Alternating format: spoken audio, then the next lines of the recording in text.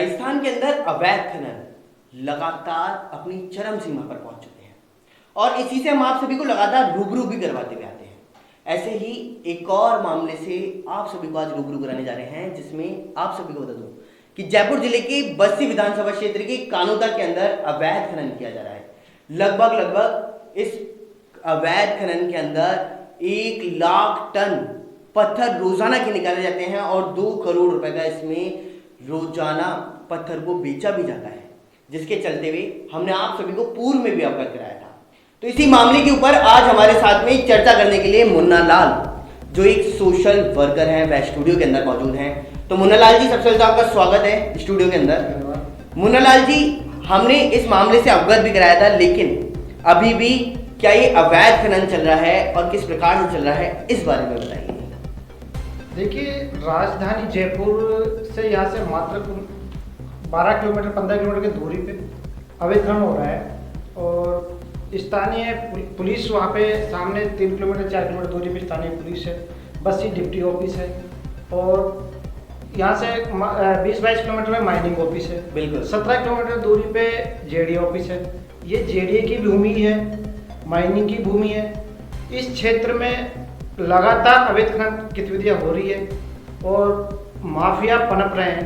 माफियाओं के साथ में वहाँ पे जो आतंकवादी नहीं कह सकते हैं, लेकिन ये जो टेररिज्म है, जो ये गुंडागर्दी वहाँ पे फैलती है।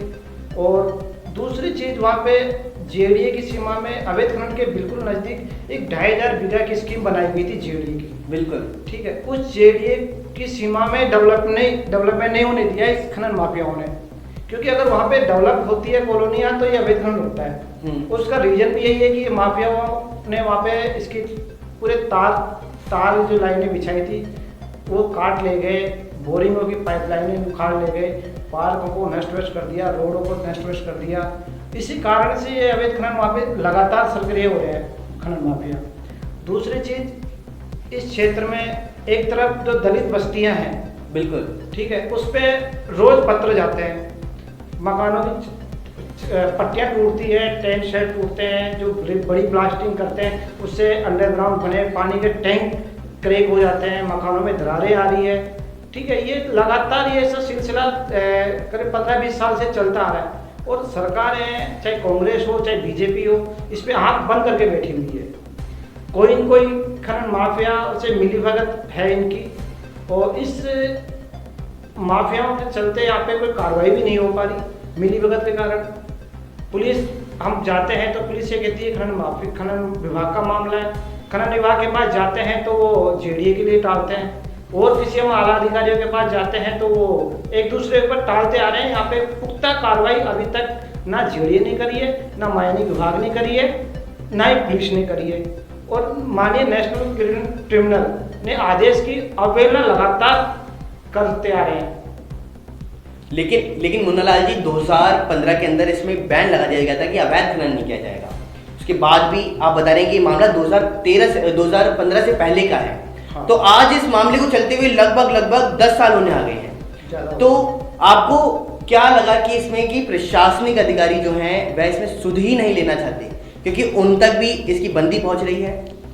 बिल्कुल, इसमें इनकी मिलीभगत है और यहाँ से जो अवैध वसूली होती है और अवैध वसूली का बंटवारा इन सब लोगों में डिवाइडेड सब में होता है। ठीक है, इसी कारण से लोग अवैध खनन नहीं रोक पा रहे। इसमें चाहे जेडीए हो, बिल्कुल, चाहे माइनिंग विभाग हो, चाहे पुलिस हो, हमने सबको अवगत भी करवाया कि सर इस क्षेत्र में अवैध खनन हो रहा है और इसको लगातार इसमें आप देखिए, निगरानी करिए। और चीफ सेक्रेटरी को इसने ट्रिब्यूनल ने आदेश दे चुके हैं निगरानी के, उसके बावजूद भी यहाँ पे कोई पुख्ता कार्रवाई नहीं हो पा रही है। तो इस संदर्भ में आपसे क्या कोई जो ये अवैध खनन किया जा रहा है उनसे उनका कोई अधिकारी आपसे मिलने के लिए आया, या फिर ज्यादातर तो मामले ऐसे सामने आते हैं कि अगर इनकी कोई शिकायत करता है तो उनके ऊपर हमले देखने को मिलते हैं, तो क्या आपके साथ भी ऐसी कुछ व्यतीत हुआ है? देखिए, मेरे साथ में कई बार मारपीट हुई है, उसकी रिपोर्ट मैंने कानून थाने में भी दर्ज कराई है, परिवार जिन्होंने दर्ज किया है, ना उनके ऊपर आज तक कोई कार्रवाई हुई है। ठीक है, मेरे माननीय नेशनल ट्रिब्यूनल द्वारा मेरी सुरक्षा थी, पुलिस सिक्योरिटी लगी हुई थी, वो भी इन लोगों ने इनके जो ओहदे का फायदा उठाकर राजस्थान पुलिस से उन्होंने हटवा दिए गए। ठीक है, तो क्योंकि ये कई बार मेरे खिलाफ पुलिस भी रही है, स्थानीय पुलिस भी रही है, क्योंकि उन्होंने मेरे खिलाफ कभी, मेरे पक्ष में कभी कोई कार्रवाई नहीं करी। और दूसरी चीज़, वहाँ पे छुटमुट कार्रवाई के लिए जैसे विभाग जाता है, माइनिंग विभाग जाता है, तो उसकी भी कोई रिपोर्ट दर्ज नहीं करती पुलिस। ये भी अभी कुछ दिन पत्रिका में देखने को मिला था। बिल्कुल, आपका कहना है कि अगर कोई इस मामले की शिकायत करता है तो पुलिस उस मामले को दर्ज ही नहीं करती है। दर्ज नहीं करती। तो ये तो पुलिस की लापरवाही है, और अगर पुलिस की लापरवाही है तो आपको इसमें आला अधिकारी, जो उनके उच्च अधिकारी होते हैं, उनको शिकायत करनी चाहिए। तो क्या आपने ऐसा किया?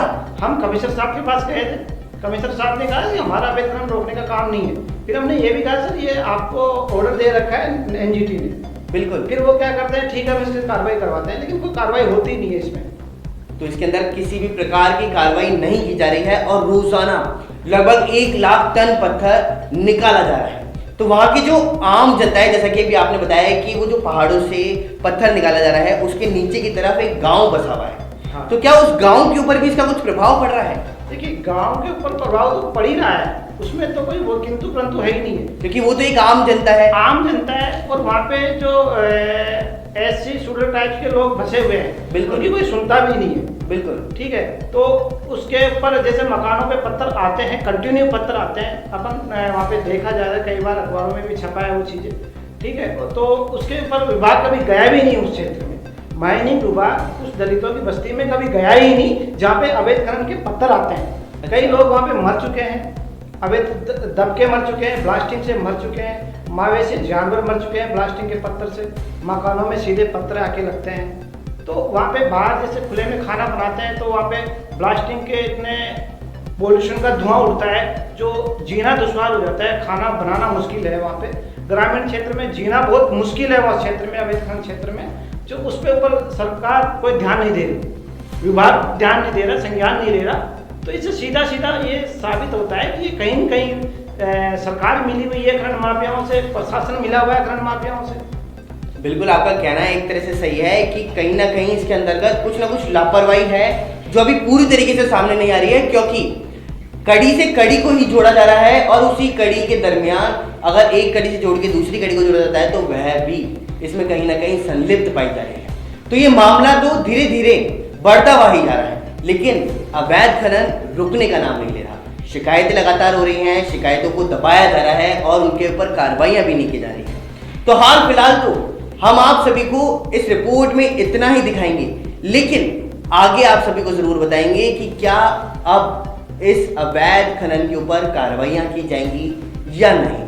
तो फिलहाल इस रिपोर्ट के अंदर तो इतना ही। बने रहिए न्यूज़ 18 के साथ। नमस्कार।